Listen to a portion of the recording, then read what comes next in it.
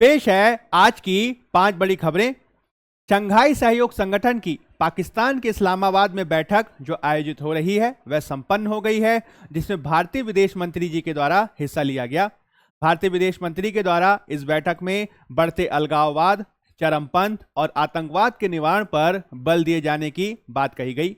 आपको ध्यान रखना है कि इस बैठक के साइडलाइंस पर भारत के विदेश मंत्री जी के द्वारा पाकिस्तान के विदेश मंत्री से एक अनौपचारिक वार्ता भी की गई और यह तय किया गया है कि संभवतः क्रिकेट डिप्लोमेसी के माध्यम से दोनों देशों के संबंधों को सुधारने की पहल की जा सकती है। आपको ध्यान रखना है कि फरवरी 2025 में आईसीसी का चैंपियंस ट्रॉफी आयोजित होनी है पाकिस्तान में, और यदि इंडियन क्रिकेट टीम इसमें भाग लेती है तो यह दोनों देशों के मध्य संबंधों को सुधारने की दिशा में एक सकारात्मक प्रयास हो सकता है। दूसरी जो खबर है वो एयरलाइंस क्षेत्र से है। 3 दिनों में 19 फ्लाइट्स को बम की धमकी मिली है, जिसमें इंडिगो, स्पाइस जेट और आकाशा की एयरलाइन शामिल है।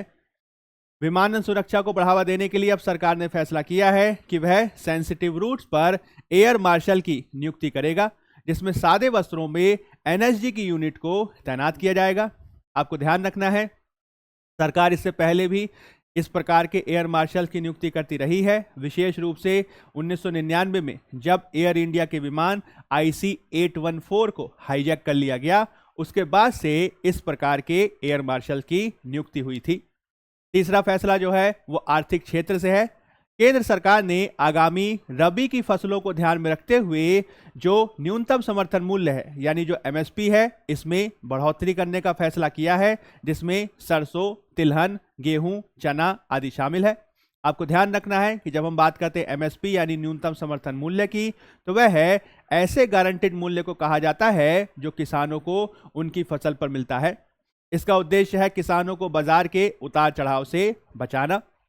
जो चौथी खबर है वह न्यायपालिका के क्षेत्र से है। आपको ध्यान रखना है, सुप्रीम कोर्ट के द्वारा अब यह फैसला किया गया है कि वह मुख्य तौर पर इसका प्रारंभ जजेस लाइब्रेरी से हुआ है कि इसमें लेडी ऑफ जस्टिस यानी न्याय की देवी की नई मूर्ति की स्थापना की जाएगी, जो ब्रिटिश परंपरा से आगे बढ़ने का संकेत है।